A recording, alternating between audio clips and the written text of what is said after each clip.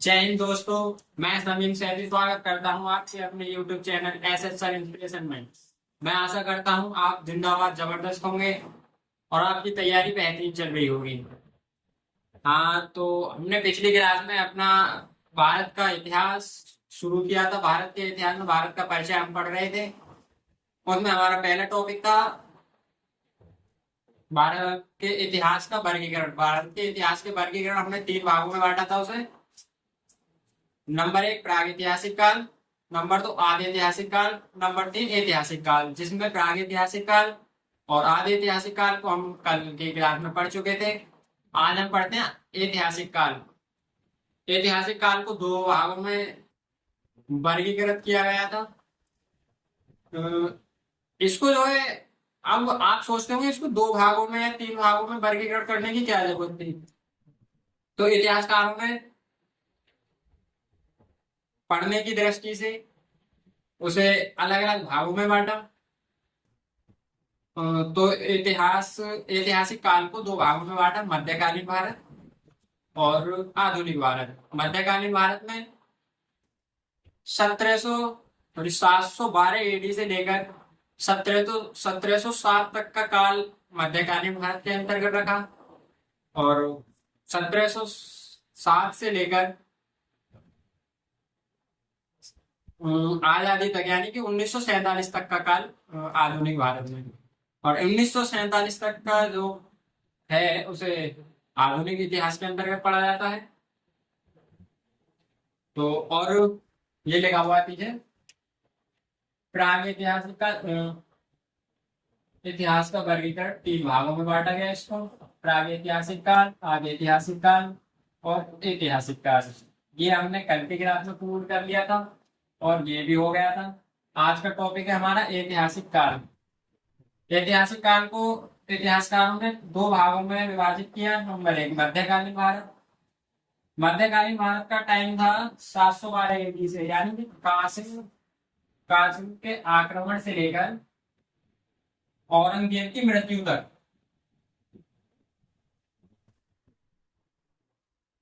औरंगजेब की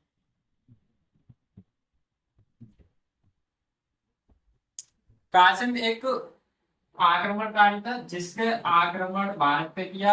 उसके 712 एडी में उसने किया था। 712 एडी मतलब ईस्वी में आक्रमण किया था उससे। फिर मुगल काल शुरू हो गया था। तो उसका जो जो मुगल काल था वो पूरा मध्यकालीन भारत में पढ़ाया जाता। और औरंगजेब की मृत्यु तक मुगल काल में से उसके बाद में भी मुगल शासक रहे थे, लेकिन औरंगजेब की मृत्यु तक ही जो मध्यकालीन भारत में पढ़ाया जाता है। उससे आगे औरंगजेब की मृत्यु के बाद आजादी के समय तक का काल जो है वो आधुनिक भारत में पढ़ाया जाता है।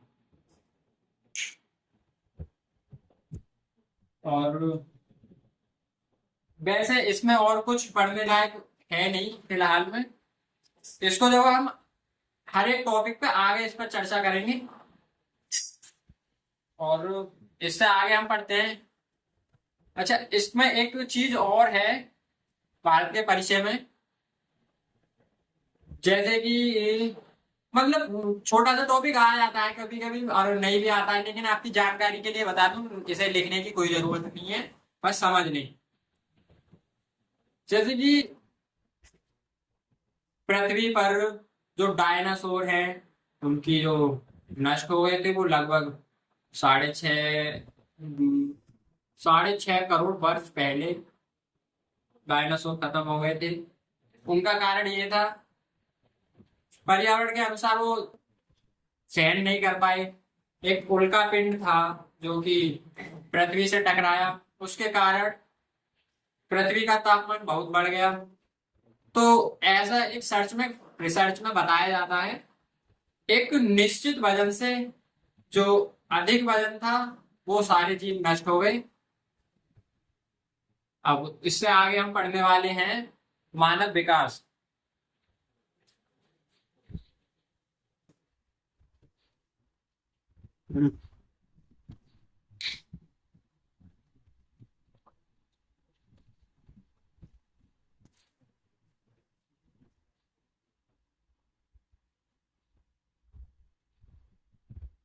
असली इतिहास अब शुरू होता है, जो कि एग्जाम में ज्यादातर यहाँ से प्रश्न पूछे जाते हैं, और ज्यादातर यहीं से प्रश्न पूछे जाते हैं।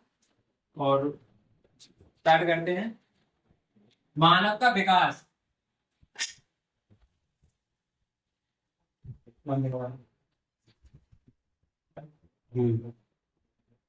यहाँ से शुरू होता है असली इतिहास, यानी कि यहाँ से एसएससी में, एस वन डे एग्जाम में उनको क्वेश्चन पूछे जाते हैं अधिकतर। मानव विकास। मानव विकास का सिद्धांत चार्ल्स डार्विन ने दिया था। मानव विकास का सिद्धांत चार्ल्स डार्विन ने दिया था। यह एक इंग्लैंड के वैज्ञानिक थे। इन्होंने सर्वप्रथम मानव विकास पर किताबें लिखी, इन्होंने सर्च किया। इनकी किताबों का नाम है ओरिजिन ऑफ स्पीसीज। ये 1859 ईस्वी में लिखी थी। और एक है इनकी बुक डिसेंट ऑफ मैन, ये 1871 ईस्वी में लिखी थी। इनके जो सिद्धांत है, इनका इनका सिद्धांत भारतीय शास्त्रों के करीब का सिद्धांत माना जाता है। और अच्छा, मैं अभी जो लिखने वाली बात नहीं है, मैं थोड़ी समझाने वाली बात आप समझिएगा। इन्होंने सन 1836 ईस्वी में एक दुनिया को घूमने निकले थे बीगल नामक जहाज से।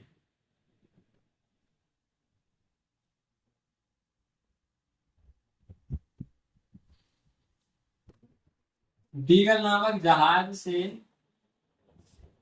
दुनिया को घूमने निकले थे, समुद्री मार्ग से निकले थे।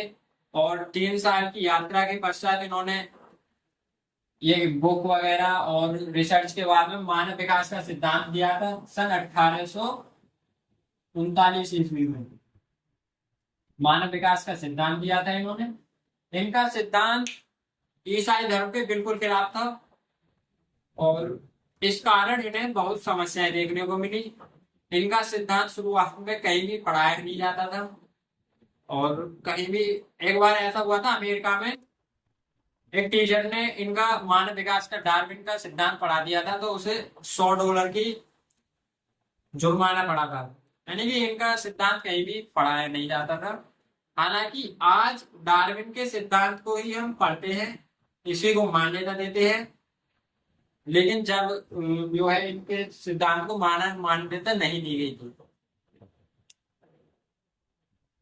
ईसाई धर्म के खिलाफ इनका मानव विकास का सिद्धांत इसलिए था क्योंकि इनका कहना था मानव जो है कोई ऐसे नहीं हुआ कि डायरेक्ट मानव ही पैदा हुआ हो। ये जो है अपने स्ट्रगल के अनुसार मानव का विकास होता गया। मानव का विकास एकदम ही नहीं जैसे कि डायरेक्ट मानव ही आ गया हो, मानव ही पैदा हुआ हो, जो जैसे हम देख रहे हैं आजकल, ऐसे ही पैदा हुआ हो। इनका कहना था पहले पानी में थे जानवर, यानी कि जैसे बानर जैसे दिखने वाले, और फिर उसके बाद में जमीन पर। तो इनके धीरे धीरे धीरे धीरे जो है डेवलपमेंट होता गया, बुद्धि का डेवलपमेंट हुआ, और शरीर में भी एक्टिविटीज हो जो है वो सारी अलग अलग होते हुए ऐसी डेवलपमेंट हुआ था। तो इनका कहना ये था।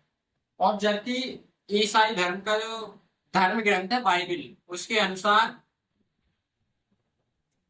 6 दिनों में पूरे ब्रह्मांड यानी कि पूरी दुनिया का डेवलपमेंट हो गया था। यानी कि 6 दिन में पूरी दुनिया बन गई थी। जैसे पहले दिन सूर्य और पानी का, दूसरे दिन धरती पेड़, मतलब दूसरे दिन आसमान का, तीसरे दिन धरती पेड़ पौधे, चौथे दिन तारे, पांचवें दिन जीव पशु पक्षी, जीव पशु पक्षी, और छठे दिन जो है जो मानव है, मानव अपनी छवि में पैदा हो गया था। यानी कि अब उस समय जो है ईसाई धर्म या कोई भी धर्म हो, वो अपने चरम पे, यानी कि उन्हीं को मान्यता, पूरी दुनिया में उन्हीं उसी की मान्यता थी। मानव ऐसा कोई ये नहीं था कि मानव का विकास धीरे धीरे धीरे धीरे हुआ है। तो सब जगह वो धार्मिक जो है मान्यता थी। इस वजह से इन्हें काफी समस्याएं देखने को मिली। इनका जो सिद्धांत था बिल्कुल इसको मान्यता नहीं दी गई। अगर इसको कोई पढ़ाता था या कुछ भी है तो उस पर जुर्माना डाल दिया जाता था। इस कारण इन्हें बहुत अनेक समस्याएं देखने को मिली। हालांकि आजकल हम डार्विन के सिद्धांत को ही मानते हैं। और ईसाई धर्म की जो बाइबल है उसके 6 दिनों में जो है पूरे दुनिया की वो हो गई थी। इससे आगे बढ़ते हैं हम।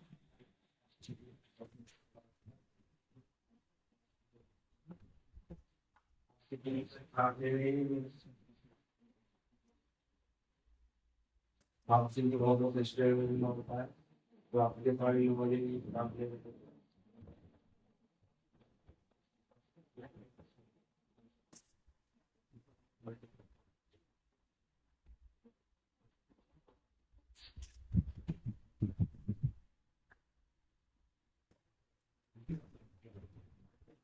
हाँ तो आते हैं।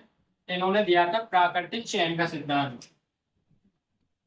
प्राकृतिक चयन का सिद्धांत, प्राकृतिक चयन का सिद्धांत ये था मानव की उत्पत्ति धीरे धीरे धीरे धीरे पहले जल में, फिर उसके बाद जमीन पर। पहले वो 4 पैरों से चलता था, फिर वो 2 पैरों से चलने लगा। 2 पैरों से यानी पहले उचक के, यानी कि जैसे बंदर उचक के ऐसे हाथ करके देखता है, वो ऐसे उचक के देखने लगा दूर दूर तक, फिर वो उसे ऐसे चलने लगा 2 पैरों पर। तो ऐसे ही मानव धीरे धीरे धीरे धीरे हमारी तरह, हमारी तुम्हारी तरह परिवर्तित हो गया। प्राकृतिक चयन का सिद्धांत यही है। चार्ल्स डार्विन के अनुसार आदि मानव का जन्म लगभग 40 लाख वर्ष पूर्व हुआ था। और आदि मानव, इसमें पता है जो इंसान है। अच्छा मैं आपसे एक बात पूछता हूँ, मैं आपसे पूछता हूँ कि आज तक का जो भी जीव है, उस जीव में सबसे ज्यादा बुद्धिमान जीव है वो कौन सा है? तो मुझे, मैं आशा करता हूँ कि जहां तक है आप लोगों में से कुछ लोग कहेंगे कि चिंपैंजी। मैं कहूंगा कि हमसे भी ज्यादा अगर बुद्धिमान है पूरी दुनिया में तो शायद कुछ लोग कहेंगे, कुछ लोग नहीं भी कहेंगे, कुछ लोग कहेंगे चिंपैंजी। लेकिन ऐसा कुछ नहीं है। सबसे ज्यादा बुद्धिजीवी है वो सिर्फ इंसान है। आज तक का जो भी रिसर्च है उस रिसर्च में इंसान ही सबसे ज्यादा बुद्धिजीवी है। अच्छा उसका एक कारण है, सबसे ज्यादा बुद्धिमान इंसान ही क्यों है? उसका कारण है जो मस्तिष्क का आयतन। मस्तिष्क का आयतन मैटर करता है। आयतन यानी कि हम एक बर्तन में उसमें कितना सामान भर सकते हैं। जैसे कि खाली बाल्टी में कितना रेत भर सकते हैं, वो उसका आयतन हो गया। जैसे हमारी खोपड़ी में हम कितना जो समझ सकते हैं और उसका आकार के हिसाब से वो हमारी खोपड़ी का आयतन हो गया। जैसे कि एक बर्तन में मान लो किसी भी एक बोतल है, बोतल में हम कितना पानी भर सकते हैं, तो कितना पानी भर सकते हैं वो उसका आयतन हो गया। उसी हिसाब से जो सबसे ज्यादा संतुलन है वो मानव के, जो यानी कि सबसे ज्यादा वो है आयतन, आयतन का संतुलन वो मानव के खोपड़ी का है। इस वजह से सबसे ज्यादा बुद्धिजीवी इंसान को माना जाता है। जैसे कि मेल और फीमेल का थोड़ा सा अलग होता है। मेल में होता है 1274 सेंटीमीटर क्यूब और फीमेल में होता है 1131 सेंटीमीटर क्यूब। अब आप इससे ये हिसाब तो लगा मत लेना कि मेल में ज्यादा बुद्धि होती है और यानी फीमेल में थोड़ी कम होती है। आपका हिसाब लगाना गलत है। लेकिन जी हाँ, ये बात हकीकत है, जो मेल है उसका आयतन ज्यादा होता है फीमेल की अपेक्षा। अब इसका मतलब ये तो है नहीं कि उनमें दिमाग नहीं होता या वो कोई डिसीजन नहीं ले सकते, तो ऐसा कुछ नहीं है। हो सकता है अभी बताऊं, मैं यहाँ लिख देता हूँ। मेल की खोपड़ी का आयतन होता है 1274 सेंटीमीटर क्यूब और फीमेल का 1131 सेंटीमीटर। अब आप ये सोचकर उनको ये ना कहना कि तुझमें बुद्धि कम है। हो सकता है 900 सेंटीमीटर क्यूब से ऊपर वाले सारे ही बुद्धिमान हैं, यानी कि डिसीजन लेने में कोई दिक्कत ना आती हो। तो ये बात हकीकत है। आप जैसा भी समझे। अब आप कहोगे कि अच्छा खोपड़ी तो इंसान की हमारी छोटी है, अब इससे बड़ी तो मान लो हाथी की बड़ी है, व्हेल की भी हमसे बड़ी खोपड़ी होगी। तो ये आयतन जो है शरीर के वजन के हिसाब से, अब मान लो एक इंसान में कितना वजन होता है, 60 किलो वजन, 60 किलो वजन के हिसाब से वो इतना है। और हाथी की खोपड़ी है, हाथी की खोपड़ी तो उसका आयतन ज्यादा होगा, जाहिर सी बात है, लेकिन उसका शरीर भी तो वो उसके आकार से कितना बड़ा है, उसका आकार भी काफी बड़ा है, उसका वजन भी बहुत ज्यादा है। तो जो इसका शरीर के आकार को देखते हुए जो इसका संतुलन है, जो खोपड़ी का आयतन है, वो सबसे ज्यादा ह्यूमन में देखने को मिलता है। इस कारण ही सबसे ज्यादा बुद्धिमान इंसान है। तो जो चार्ल्स डार्विन है उनका ये कहना था। अच्छा, मानव का जन्म ऐसा तो है नहीं भी कि देखो डायरेक्ट जो है एक ही इंसान, उसमें काफी सारी वो थी, जैसे प्रजातियां, आदि मानव की काफी सारी प्रजातियां, जैसे कि होमोनिड्स, ग्रामापिथेकस, ऑस्ट्रेलोपिथेकस, जावा, पेकिंग, निएंडरथल, क्रोमे क्रोमैग्नो, और आधुनिक मानव यानी होमोसेपियंस। तो इसमें एक संज्ञानात्मक क्रांति हुई थी, यानी कि संज्ञानात्मक क्रांति यानी कि जो बुद्धि का जो विकास हुआ था वो हुआ था होमोसेपियंस में। ये है होमोसेपियंस में हुआ था। हालांकि उससे पहले और भी है। सबसे पहले आदि मानव देखने को क्या मिला था हमें, वो मिला था होमोनिड्स। ये था मानव के सदृश प्राणी था, मानव के सदृश प्राणी यानी कि मानव की तरह दिखने वाला पहला प्राणी होमोनिड्स।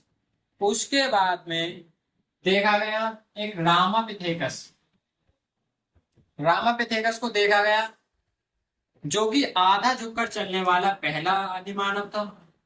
उसके बाद में देखा गया ऑस्ट्रेलोपिथेकस। ये पहला ऐसा बानर था, बानर मानव था जो कि सीधा चलता हुआ पाया गया। तो रामापिथेकस और ऑस्ट्रेलोपिथेकस, इनको अफ्रीका में देखा गया था सबसे पहले। तो सबसे पहले मानव का विकास कहाँ हुआ होगा आप समझ सकते हो, अफ्रीका में। उसके बाद में आते हैं जावा, जावा को देखा गया जावा द्वीप पर। तो इनको, ये है होमो इरेक्टस, होमो इरेक्टस, जैसे कि होमोसेपियंस ऐसे ही इनमें प्रजाति थी होमो इरेक्टस। अगर मैं आपसे पूछता हूं कि अगर होमोसेपियंस से पहले अगर कोई सबसे ज्यादा बुद्धिमान आदि मानव था तो कौन था, तो वहां पे नाम आता है होमो इरेक्टस का। आपने सुना होगा आग की खोज आदि मानव ने की, लेकिन कौन से आदि मानव ने की, होमो इरेक्टस ने। अगर मान लो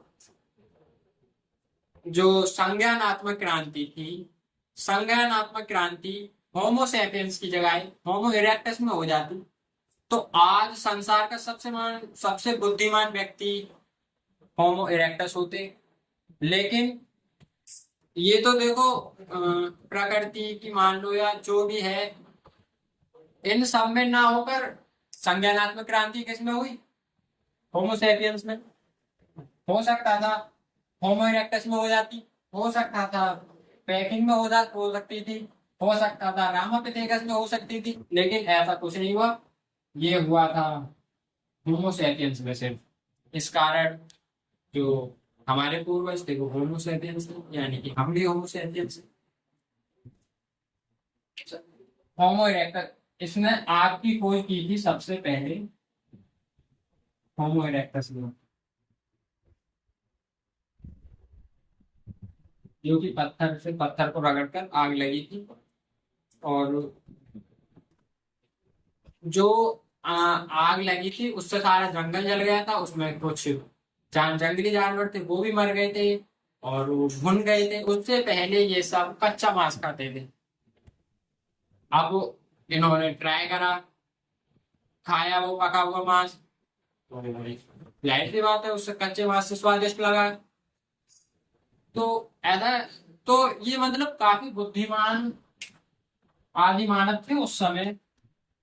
सबसे ज्यादा बुद्धिमान मेरे हिसाब से यही थे। फिर इन्होंने पका हुआ मांस खाना शुरू करा। ये कच्चा मांस खाते थे पहले, तो इनकी जो आंतें थी उसमें पाचन वाचन देखो सही नहीं हो पाता था कच्चा मांस का। तो इनकी आंतें काफी बड़ी बड़ी हो गई थी। जैसे ही इन्होंने भुना हुआ मांस खाना शुरू किया, उनकी आंतें थोड़ी छोटी हो गई और उसमें भी सुधार आया। लेकिन इनमें होमो इरेक्टस में कोई भी संज्ञानात्मक क्रांति नहीं हुई। तो इनका ये भी विलुप्त हो गए। इनसे पहले जो भी मिले थे वो भी सब विलुप्त हो गए। उसके बाद में आता है पेकिंग, जो कि एक चीनी था। जो हम चीनी में मतलब चीन में चाइना में देखा गया था। इसके बाद में आता है निएंडरथल, जो कि जर्मनी में देखा गया था। इसको आधुनिक मानव के करीब माना जा सकता है। इसके जो गुण थे और ज्यादातर जो है होमो सेपियंस से मिलते जुलते थे, तो इसलिए इसे आधुनिक मानव के करीब का माना जाता है। उसके बाद में लेकिन ये तो देखो किस्मत की बात होती है, इनमें भी संज्ञानात्मक क्रांति नहीं हुई। इनकी भी प्रजाति लुप्त हो गई। इससे आगे आते हैं फ्रांस में। उसके बाद में देखा गया कि क्या है, क्रेमैग्नो क्रोमैग्नो क्रोमैग्नो क्रोमैग्नो इनको होमो सेपियंस के निकटतम पूर्वज कहा जा सकता है। कहा जा सकता नहीं, इनको कहा जाता है। जैसे कि मान लो निकटतम पूर्वज, जैसे कि अ, हमारे चाचा जी तो यानी कि हमारे निकटतम पूर्वज हो गए। तो ऐसे ही और जो है होमोसेपियंस को, जैसे मान लो इनके ताऊ का लड़का मान लो, ये ऐसा इनका, इनको फ्रांस में देखा गया था। इनका होमोसेपियंस का निकटतम पूर्वज क्रोमैग्नो। लेकिन इनमें भी कोई भी क्रांति देखने को नहीं मिलती है। किस्मत की बात ध्यान लेके आती है। फिर उसके बाद में आधुनिक मानव यानी कि होमोसेपियंस, इनको देखा गया था सबसे पहले पामीर के पठार में। इनमें जो है संज्ञानात्मक क्रांति हुई और आज धीरे धीरे धीरे धीरे धीरे धीरे हम यहाँ तक आ चुके हैं। हम क्लास ले रहे हैं, आप पढ़ रहे हैं यहाँ बैठकर। तो ये देखो सब किस्मत की बात है। कहीं ना कहीं अगर थोड़ा देखा जाए तो किस्मत का बहुत बड़ा रोल होता है। ऐसी बात नहीं, ईश्वर भी होती है कुछ चीज। अब मान लो हो सकता था होमो सैपियंस में ना होकर संज्ञानात्मक क्रांति ह्यूमैनो में हो जाती। ये तो काफी मिलते जुलते थे। इनको होमो सैपियंस का निकटतम पूर्वज कहा था उसने, डार्विन ने। लेकिन इनमें भी कोई क्रांति नहीं हुई। उसके बाद में ये था आधुनिक मानव के लगभग करीब बताया गया था, लगभग हमारे तुम्हारे जैसा ही बताया गया था। लेकिन इनमें भी कोई क्रांति नहीं हुई। होता है ये होमोसेपियंस में संज्ञानात्मक क्रांति होती है और धीरे धीरे धीरे धीरे इनका डेवलपमेंट होता गया। और आज हम तुम यहाँ इतने बुद्धिमान हो गए हैं। आप चाहे तो पक्षियों की तरह उड़ सकते हैं, हम चाहे तो घोड़े की तरह दौड़ सकते हैं, यानी कि बाइक है और स्पोर्ट बाइक है। काफी सारी यातायात साधन है। हम चाहे, आप देखो हम यहाँ क्लास ले रहे हैं, आप घर बैठे बैठे पढ़ रहे होंगे। तो ये सब बुद्धि का विकास धीरे धीरे होता गया। तो आज के लिए इतना ही काफी। और मैं आशा करता हूँ आपको मेरी पढ़ाई टॉपिक अच्छी तरह समझ में आए होंगे। अगर आपको इसमें भी कोई डाउट लगता है तो आप कमेंट सेक्शन के माध्यम से हम तक अपनी बात पहुंचा सकते हैं। हम आपके जो भी डाउट होगा उसको क्लियर करने की पूरी कोशिश करेंगे और एक अच्छे से अच्छा कंटेंट में आपको पढ़ाने की कोशिश करेंगे। और आपका साथ हमेशा हमारे साथ बना रहे और आपकी दुआएं हमारे साथ रहें। आप हमारे साथ रहें, आपका साथ हमारा विकास, हमारा साथ आपका विकास। तो आज के लिए इतना ही काफी। अच्छा, आप अगर इस चैनल पर नए आए हैं तो इसको सब्सक्राइब करें, बेल आइकन को दबाएं, जिससे कि हमारी जो लेटेस्ट वीडियो आप तक आसानी से पहुंचती रहे। लाइक करें, कमेंट करें, आपको जैसी भी अच्छा जो भी आपको जो भी लगा हो, क्लास अच्छी है या बेकार है, आपकी समझ में आई है या नहीं आई है, आपको कोई भी वो लगती है तो आप कमेंट में अपनी राय अवश्य दें। हमें आपकी राय का पूर्णतः इंतजार रहेगा। जैसी भी आपको अच्छी लगी है तो अच्छी, बुरी लगी है तो बुरी, आपके जैसा भी दिमाग में घुस रहा है आवाज आप कमेंट सेक्शन में जरूर बताएं। हमारे चैनल को सब्सक्राइब करें, बेल आइकन को प्रेस करें, आपकी अति कृपा होगी। जय हिंद।